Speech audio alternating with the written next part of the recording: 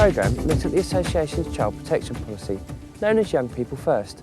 It's sometimes called the yellow card policy because of these yellow cards that adults are asked to carry at all times. The Association's child protection policy is often held up as an example of best practice and praised by the child protection agencies. The Association also enjoys the confidence and trust of thousands of parents who each week place their children into our care. The child protection policy is quite simple. It's to safeguard the welfare of all members by protecting them from physical, sexual and emotional harm. Every adult in Scouting, no matter what their role or involvement, has a responsibility to put the Young People First policy into practice at all times.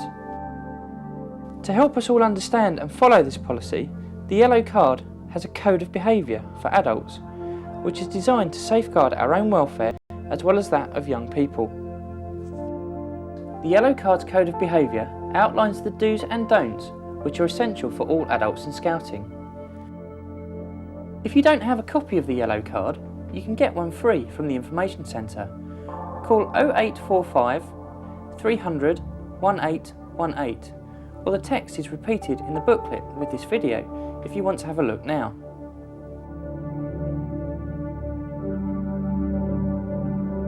So what does this mean in practice? Well, we're going to look at some situations played by actors, and I'm joined by Margaret Poland, the Association's Child Protection Coordinator, who's going to help provide some advice. Hi Margaret. Hi Chris. One of the do's on the card is do plan activities which involve more than one person being present, or at least within sight or hearing of others. Why is this important? Well, first it's important on a very practical level. If you're running an activity on your own and something goes wrong or someone hurts themselves, you can't just leave everything and everyone and go off to deal with it. You actually need another pair of hands. Secondly, if you're with another adult or you're within sight or hearing of others, there's far less chance of your intentions or actions being misunderstood.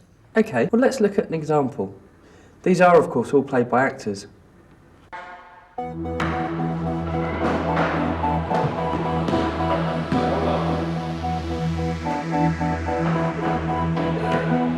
what's happening this weekend then?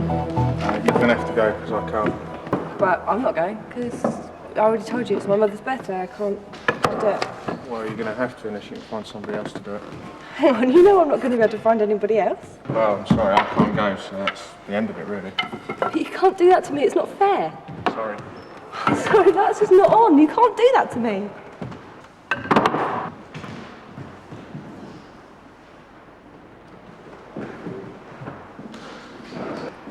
What's the matter, Sarah?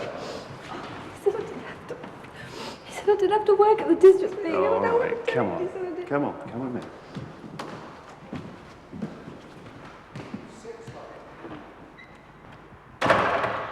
So what's he done this time? He's just always getting at me. He's always trying to get me to do things I don't want to do. And All right. Come on, calm down. It just doesn't seem fair. Yeah, it's all right. Look, you wait here. I'm just going to have a word with him, okay? Okay.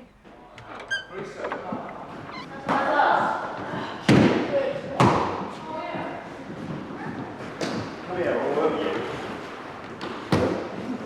Come now. I don't know what's going on and I really don't care, but I won't have you upsetting Sarah or anybody else for that matter. You and your brothers, you're all the same. You're nothing but trouble. I don't want any more of it. Do you understand? All right.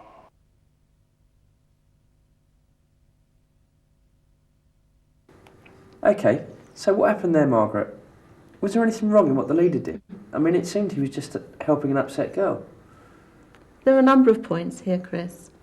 At the beginning of the sequence, where the leader takes Sarah into another room, it was quite right to move her away, but it wasn't good practice to take her away out of sight or hearing of others. So why is that important? Well, nobody else now knows what's happening, and either of them could say later that something happened. It's inappropriate to have cuddled her. He could have put his hand on her arm or shoulder and provided reassurance that way. But what's the significance? Well, Sarah could say later that while she was upset, the leader took her into another room and cuddled her, which in actual fact is absolutely true. A number of interpretations could be put on the situation, both by Sarah and others, however well-meaning the leader may have been. So what should he have done? Well, there are a number of options. He could have taken her to a quiet corner of the room where there would still have been some privacy and they could be seen by others. Or even go to the other side of the swing doors where they could still be seen. If he'd felt there really was no alternative arrangement that was appropriate, he should have ensured that someone else was aware of what he was doing and where he was going. And at the very least, he should have left the door open. So, are you saying that you shouldn't have any physical contact with young people? No, there will be occasions where physical contact is necessary, for example, when administering first aid. Physical contact may also be necessary in order to protect a young person from an immediate danger.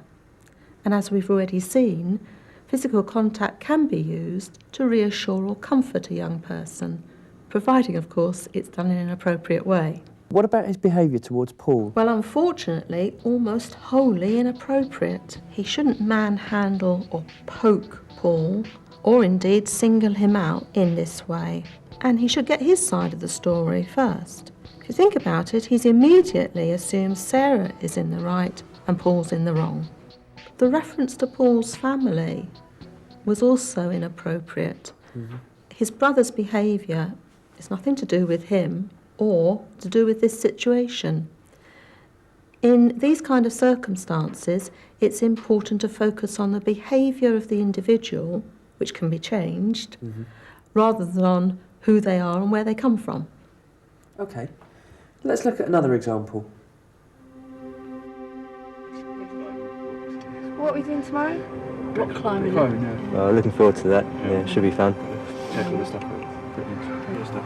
Making a bit of noise again.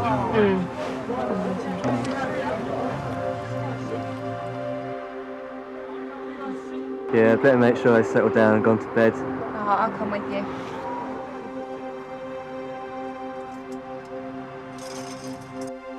Come on, you lot, be quiet. No, I'm serious, be quiet. Come and make me! Right, come on then, you lot. The grabbed on the side! Back into bed now! Come on, all of you, back into bed. Come on. I'm going to come back in 5 minutes and I want all your torches out. 5 minutes and I want quiet.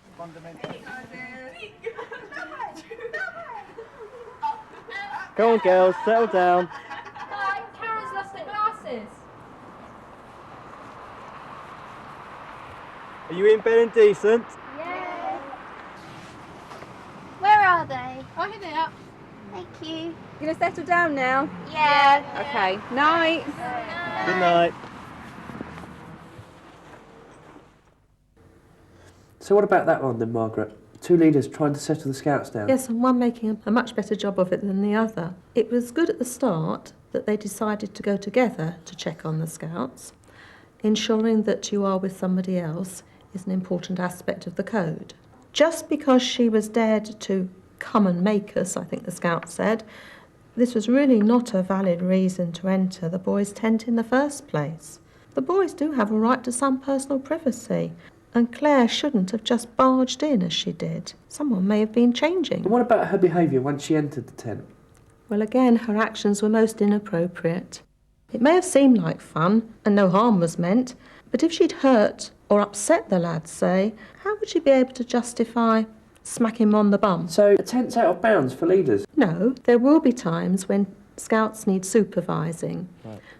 This may require you to enter young people's sleeping accommodation, but the code still applies. And we saw a good example of how the code should be put into action in a situation involving the girls' tent. Well, that's all very well, and people will understand that, but it's inevitable that there are going to be times when you're stuck in a one-to-one situation. How do you deal with those? Well, Chris, it's really important to plan so that one-to-one situations are avoided. Where you can't do that, then, as we've already said, leave a door open, for instance, or at least ensure that you're within sight or hearing of others. OK, thanks, Margaret. Some good advice about avoiding problem situations and making sure we're doing the right thing. But what happens if something does go wrong and you suspect a young person is being abused? Or you receive an allegation about yourself or someone else? Well, there's a very clear procedure that the association adheres to, and it's clearly laid out on the yellow card. First, if you suspect a child is being abused, tell your Group Scout leader or District Commissioner. Next, record the facts as you know them and give a copy to your District Commissioner. Ensure that the child has access to an independent adult, and ensure no scouting situation arises which could cause any further concern. So what if the young person tells you about abuse by somebody else? Allow the child to speak without interruption, accepting what is said. Try to alleviate their feelings of guilt and isolation, while avoiding the temptation to pass judgment. Tell them you'll try to offer support, but make it clear that you must pass the information on. You should then continue as you would if suspecting abuse, telling the Group Scout leader or District Commissioner, recording the facts and giving the District Commissioner a copy, making sure the child has access to an independent adult, and making sure that no scouting situation arises that would cause any further concern. Finally, what if you receive an allegation about someone, or even yourself? First, tell the Group Scout leader or District Commissioner. Record the facts as you know them and give your District Commissioner a copy. And try to ensure no one is placed in a position which could cause further compromise. Above all, don't investigate any abuse or allegations of abuse yourself. We're Scout leaders, not professionals in childcare. If something is happening, a simple question to the wrong adult or child could alert the abuser, and it could all get hidden again. Bit depressing, isn't it? But let's not forget, thousands of activities take place every week involving thousands of adults without any problems at all. The principle of keeping young people and ourselves safe is vital if parents are going to continue to trust us with their children.